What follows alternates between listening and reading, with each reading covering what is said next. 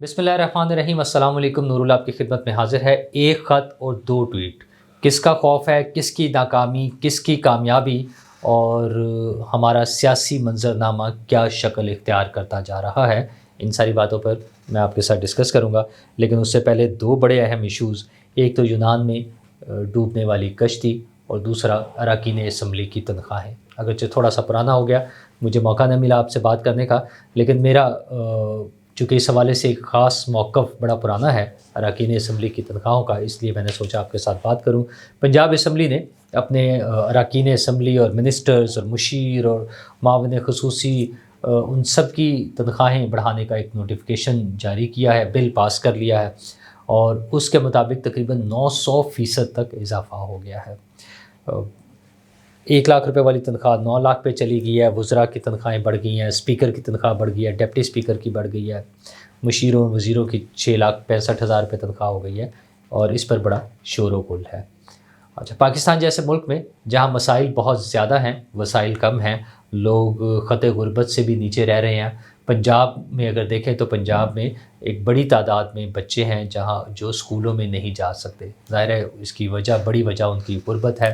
अस्पतालों में अद्वियात की कमी है, कहीं डॉक्टर्स की कमी है और कहीं अस्पताल ही नहीं है। पंजाब हुकूमत ने ताज़ा तरीन जो 1 साल का सारा, तकरीबन अब 10 माह हो गए हैं, इस सारे 10 माह के दौरानिए में पंजाब हुकूमत ने बहुत से नए स्टेप्स लिए हैं, बहुत से अच्छे काम किए हैं। मुफ्त अद्वियात देना है, हस्पताल जहाँ पर नहीं थे वहाँ पे मोबाइल हॉस्पिटल्स पहुँचा दिए हैं। लाहौर शहर में क्लिनिक्स ऑन व्हील्स बना दिए हैं। हस्पतालों में मुफ्त अद्वियात दे रहे हैं, लोगों के घरों में मुफ्त अद्वियात पहुँचाने की बात हो रही है। किसान कार्ड है, बच्चों को बाइक्स मिल रही हैं, और सोलर पैनल्स की स्कीम है। बहुत सारी चीज़ें जहाँ हो रही हैं वहाँ अभी बहुत सारे मसाइल के अंबार हैं जो हमारे सामने मौजूद हैं। बड़े बड़े चैलेंजेस हैं जो हुकूमत के सामने मौजूद हैं। हुकूमत उससे कैसे निपटेगी और किस हद तक कामयाबी मिलेगी, ये तो आने वाला वक्त बताएगा। लेकिन आज के, मैं फिर दोबारा दोहरा दूँ कि आज की तारीख़ तक बहुत सारे प्रोजेक्ट्स शुरू हो चुके हैं और उनमें से कुछ मैच्योर भी हो गया, उन पे काम हो रहा है। मतलब मैं वो सिर्फ तनकीद बराए तनकीद वाली बात नहीं है कि मैं कहूँ कि सारा कुछ गलत है। जो ख़राबियाँ अपनी जगह है, गुरबत है, मसाइल है, वो अपनी जगह है। हुकूमत ने बहुत सारा अच्छा काम कर दिया।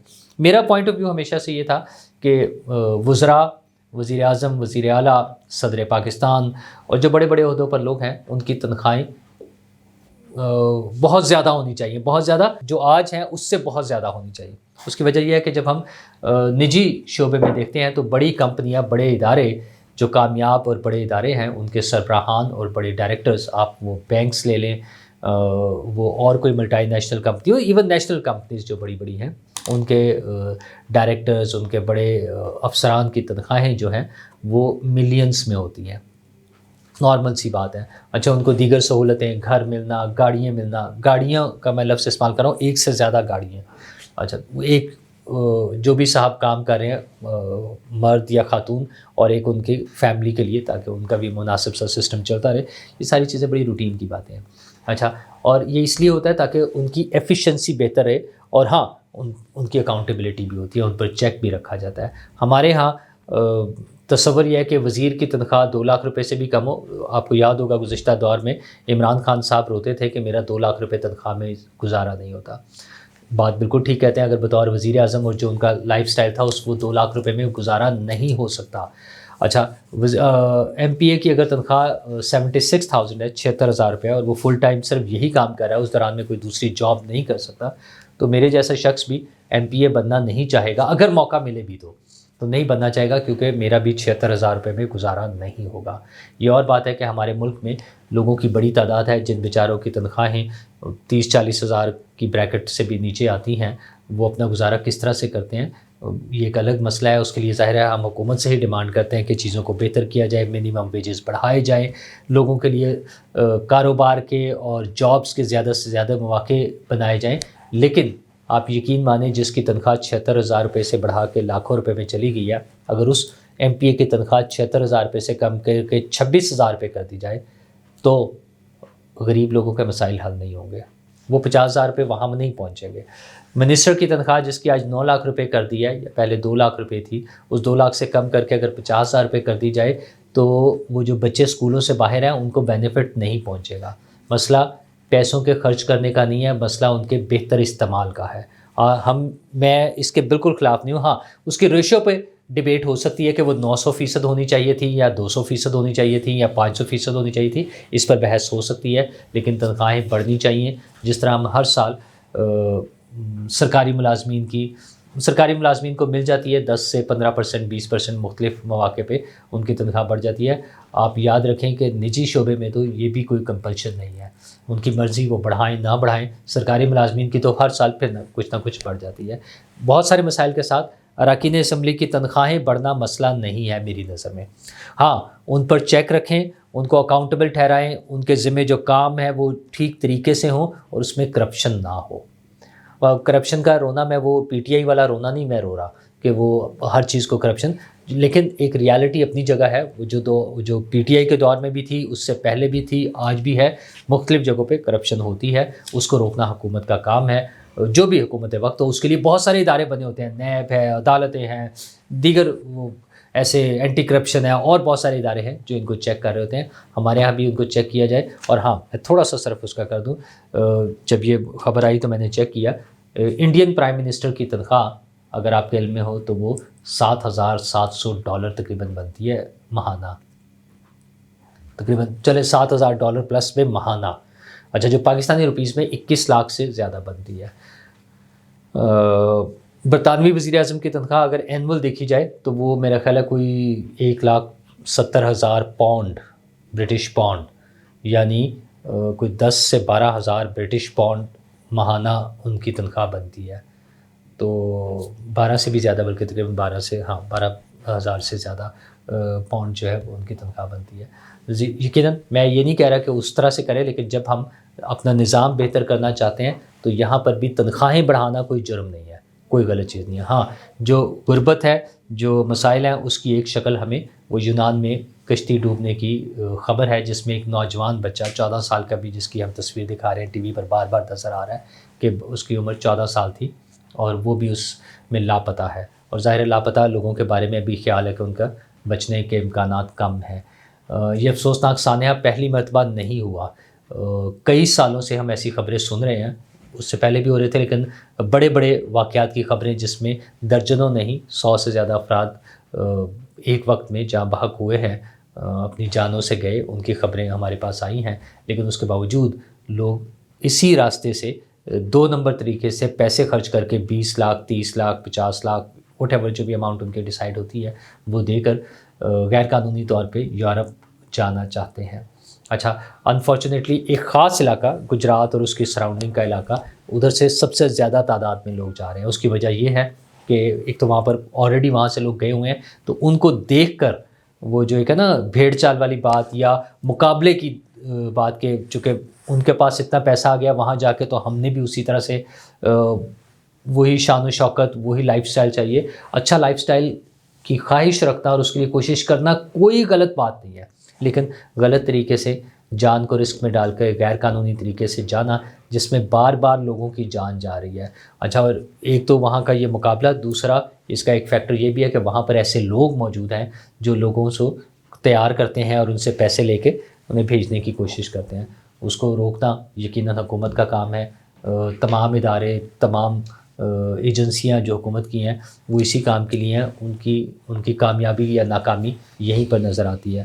خیر، یہ کامیابی یا ناکامی اس چھوٹے سے واقعے تک نہیں ہے، بہت سی چیزوں میں ہے، جس میں جو میں نے شروع میں بات کی تھی کہ ایک خط اور 2 ٹویٹ، وہ خط ہے خدیجہ شاہ کا۔ خدیجہ شاہ 9 مئی کے واقعات میں ملوث تھی، اس کی ویڈیوز موجود ہیں، وہ جو نفرت پھیلا رہی تھی اس قوم کے لیے، فوج کے خلاف، حکومت کے خلاف، اسٹیبلشمنٹ کے خلاف، ریاست کے خلاف، وہ ہم سب دیکھ چکے ہیں۔ لیکن پھر اسے رہائی بھی مل گئی اور ایک لگ رہا تھا کہ شاید خاموشی ہو گئی۔ خدیجہ شاہ پھر ایکٹیو ہوئی، وہ پھر وہی شور مچانے لگی جو اس کا انداز تھا پی ٹی آئی کی حمایت میں، لیکن کمال یہ ہوا کہ اسے اس کمیٹی کا، ذیلی کمیٹی کا ممبر بنا دیا گیا جس نے جیل اصلاحات پہ کام کرنا تھا۔ اس وقت بھی اس پہ کچھ تنقید ہوئی، کچھ لوگوں کا خیال تھا کہ ہمیں تنقید نہیں کرنی چاہیے، چیف جسٹس صاحب نے بڑا سوچ سمجھ کے بڑی نیک نیتی سے یہ اسٹیپ لیا ہوگا، یقیناً ان کی نیک نیتی پہ مجھے کوئی شک نہیں، لیکن اس کا نتیجہ اب آ گیا ہے۔ جب ان کا خط آیا ہے جو انہوں نے چیف جسٹس کو لکھا ہے، اور مطالبہ صرف ایک ہی ہے کہ عمران خان سے ملاقات کرائی جائے، کیونکہ انہوں نے ساری چیزیں لکھ کے کہ وہ جیل انتظامیہ سپرنٹینڈنٹ سب ان کے ساتھ تھے، انہوں نے جیل کا دورہ کیا، اس میں تھا سب جگہوں پہ جانا ہے، انہوں نے ہاسپٹل کا دورہ کیا، بیرکس کا دورہ کیا، خواتین کے بیرکس کا دورہ کیا، ذہنی مریضوں کے بیرکس کا دورہ کیا، سزائے موت کے قیدیوں سے ملے، سارا کچھ ہو گیا، لیکن سیاسی قیدیوں کے حوالے سے ان کے خیال میں یہ رپورٹ تب تک مکمل نہیں ہو سکتی جب تک ان کی عمران خان سے ملاقات نہ ہو جائے۔ دنیا بھر میں پیغام ایک ہی جائے گا کہ ایک سیاسی قیدی کو اس طرح سے رکھا گیا ہے کہ اس سے جیل اصلاحات کی کمیٹی کی بھی ملاقات نہیں ہو سکتی۔ اصولاً تو ملاقات ہونی چاہیے، لیکن یہ سیاسی فس کریٹ کرنے کے لیے کون سمجھدار لوگ تھے؟ I'm sure چیف جسٹس صاحب نے اپنے طور پہ یہ سارے نام نہیں چنے ہوں گے، کوئی ایک نیٹ ورک ہوگا، کچھ لوگ ہوں گے جنہوں نے یہ نام سجیسٹ کیے ہوں گے، وہ وہاں گئے ہوں گے، کوئی میں بھی کوئی سوچ بچار کا عمل بھی ہوا ہوگا، اور اس سب کا نتیجہ آج اس خط کی صورت میں ہمارے سامنے ہے۔ دوسری طرف یہ اگین اس کا استعمال جو ہے وہ عالمی سطح پر ہوگا، ایک تو پاکستان میں تو ہوگا ہی، عالمی سطح پر ہوگا، اور عالمی سطح پر پہلے ہی استعمال ہو رہا ہے۔ ٹرمپ کے جو ایلچی مقرر ہوئے ہیں خصوصی، ان کا نام ہے رچرڈ گرینل، جو کچھ دنوں سے بڑے متنازع بنے ہوئے ہیں اپنی کچھ عادات کی وجہ سے، ہم جنس پرستی کی وجہ سے، ان کا جو ایک تھا ماضی کے حوالے سے، اس پہ جیو نے ایک خبر لگائی اور انہوں نے جیو کو ٹیگ کر کے جواب دیا ہے کہ میں پھر دوبارہ کہوں گا فری عمران خان۔ تو عمران خان کا وہ جو لابنگ والا ایلیمنٹ ہے وہ پراپر طریقے سے کام کر رہا ہے۔ مجھے لگتا ہے میں بھی خیر اسی سائڈ پر آ گیا ہوں جو پرانے زمانے میں کچھ لوگوں کا خیال تھا کہ یہ عمران خان کی محبت سے زیادہ پاکستان کے خلاف ایک ایجنڈا ہے، جس کے لیے عمران خان ایک ٹول کے طور پر استعمال ہو رہے ہیں، اور وہ فری عمران خان کا نعرہ لگائیں گے۔ کیا پاکستان سے کوئی اعلیٰ عہدیدار کیپٹل ہل پر جو حملہ ہوا تھا امریکہ میں جو مسائل ہوئے تھے، اس کے ملزموں کی رہائی کے لیے اس طرح سے مطالبہ کر سکتا ہے؟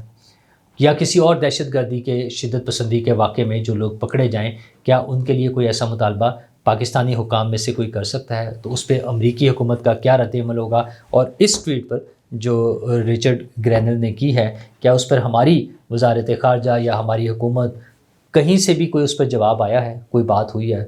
انفارچونیٹلی سب خاموش ہیں، اور اس خاموشی کا فائدہ عمران خان کو ہے، اور اس فائدے کا ان کا جو ٹویٹ آیا، ایک تو رچرڈ گرینل کا ہے اور دوسرا عمران خان کا ہے، جس میں انہوں نے بڑی تفصیل سے آج پھر ایک خطاب فرمایا ہے۔ ان کا ٹویٹ کا مطلب ان کا خطاب ہی ہوتا ہے۔ یہ اور بات ہے کہ ان کا سارا یہ ٹویٹر اکاؤنٹ پاکستان سے باہر ہے۔ پاکستان میں ان کی جو لیڈرشپ ہے، جو انہوں نے چیئرمین اور سیکرٹری اور پتہ نہیں کیا کیا بلا بلا بلا جو بنائے ہوئے ہیں، ان میں سے کسی کا اس سے کوئی تعلق نہیں ہے۔ عمران خان کے ٹویٹس پاکستان سے باہر امریکہ میں بیٹھ کر کچھ لوگ پلان کرتے ہیں، لکھتے ہیں، وہ کیسے اپروول لیتے ہیں، کیونکہ عمران خان صاحب تو رو رہے ہیں کہ میرا تو 3 ماہ سے اپنی پارٹی سے کسی سے رابطہ ہی نہیں ہے۔ یہ خیر مکمل ایک جھوٹ ہے۔ انہوں نے 7 پوائنٹس میں جو باتیں کی ہیں کہ ہم بڑے مشکل میں ہیں، ہم نے بڑی کوشش کر لی اور اب ہم نے دیکھنا ہے کہ کیسے آگے چلنا ہے۔ اصل میں تو انہوں نے 2 چیزوں کا اعلان کیا ہے، ایک کہ سول نافرمانی کی تحریک انہوں نے فی الحال پوسٹ پون کر دی، یہ انہوں نے اب خود اعلان کر دیا ہے آج والے ٹویٹ میں کہ سول نافرمانی کی تحریک ابھی نہیں چلے گی۔ وہ کب چلے گی، کیا ہوگا اس کا فریم ورک، وہ بعد میں بتائیں گے۔ وہ کہہ رہے ہیں میں اس سٹیج پر کیسے پہنچا، اس کے لیے انہوں نے 7 پوائنٹس میں بتایا کہ لنڈن میں 2023 میں پلان ہوا تھا کہ کے پی اور پنجاب میں الیکشن نہیں ہوں گے، پھر 9 مئی سے پہلے مجھ پر یعنی عمران خان پر 1040 کیسز بنا دیے گئے تھے، اب وہ پتہ نہیں کون سے تھے۔ پھر 8 فروری کے الیکشن میں حکومت کا خیال تھا یا باقی پارٹیوں کا خیال تھا کہ وہ نہیں جیت سکیں گے، لیکن پھر پی ٹی آئی جیتی اور پھر 47 فارم کے ذریعے ان کو ہرا دیا گیا۔ پھر 26ویں آئینی ترمیم ہو گئی، پھر مخصوص نشستیں ان کو نہیں مل رہیں۔ پھر 26 نومبر کو عمران خان کے بقول ان کے نہتے اور پرامن کارکنوں، وہ جن کے ہاتھوں میں مشین گنیں تھیں، سٹین گنز تھیں اور کلیشن کوبز تھیں، پسٹل تھے، ہتھیار تھے، دیگر وہ گیس شیل تھے، اور لوگوں کو مار رہے تھے، پولیس والوں کو اغوا کر رہے تھے، پولیس والوں کو مار رہے تھے، رینجرز والے اپنی جان سے گئے۔ یہ سارا کچھ ہونے کے باوجود عمران خان کا خیال ہے کہ ان کے وہ کارکن پرامن تھے، ان کے ساتھ بڑا ظلم ہوا ہے، عمران خان کی نظر میں وہ ظلم ہو چکا ہوا ہے، اور ان ساری باتوں کی وجہ سے انہیں لگتا ہے چونکہ ان کی کہیں بات نہیں سنی جا رہی ہے عدالتوں میں بھی، اور اگرچہ عدالتوں سے ان کے لوگوں کو روز وہ ملتی ہیں، ریلیف مل جاتا ہے، بے شمار لوگ ان کے رہا ہو جاتے ہیں، ایک دن میں کئی 100 لوگوں کو 9 مئی کے جیسے واقعات میں بھی لوگوں کو ریلیف ملا ہے، لیکن ان کے خیال میں چونکہ کوئی ریلیف نہیں مل رہا، اس لیے ان کے پاس آخری حل سول نافرمانی کی تحریک رہ جاتی ہے۔ تو وہ انہوں نے شوق پورا کرنا ہے، اور اگین وہ دنیا کو سنا رہے ہیں اپنے سپورٹرز کو، جن پہ لابنگ کر کے، جن پہ پیسے خرچ کر کے انہوں نے محنت کر کے ایک نیٹ ورک تیار کیا ہے۔ اگین میرا پھر وہی موقف ہے، عمران خان کو لگتا ہے انہوں نے کیا ہے، مجھے لگتا ہے کیا دھرا وہاں سے ہے، عمران خان کو وہ استعمال کر رہے ہیں ایک ٹول کے طور پہ پاکستان کی تباہی اور بربادی کے لیے۔ اور اسی کا علیمہ خان صاحبہ بھی سنا رہی تھیں ہمیں کہ مجھے ان کا پیغام آیا ہے کہ ترسیلات زر روکی جائیں گی، فوراً جو ریمیٹنسز ہیں ان کو روکنے کی کوشش ہے، اور ان کا خیال، پی ٹی آئی کے لوگوں کا خیال یہ ہے کہ اگر 20% بھی ہم روک لیتے ہیں تو وہ اس سے زیادہ ہے جو ہمیں آئی ایم ایف سے ہر سال لینا پڑتے ہیں۔ تو مطلب یہ ہے کہ وہ یہ سمجھتے ہیں کہ ہم پاکستان کی تباہی اور بربادی میں اپنا رول بھرپور طریقے سے ادا کر سکتے ہیں۔ دیکھنا صرف یہ ہے کہ ہماری حکومت، ہماری ریاست، ہمارے ادارے، تمام ادارے بشمول عدلیہ، فوج، ایگزیکٹو، پولیس، سب ادارے مل کر وہ حالات کو اور چیزوں کو بیلنس کرنے کی خواہش کرتے ہیں، وہ جرگے لگانے کی کوشش کرتے ہیں، یا انصاف کے مطابق چلتے ہوئے مجرموں کو سزا دے کر ہمیں یعنی پاکستان کو آگے لے کر جانے کی کوشش کرتے ہیں۔ فیصلہ تو ہونا ہی ہے اور ہم سب منتظر ہیں۔ شکریہ۔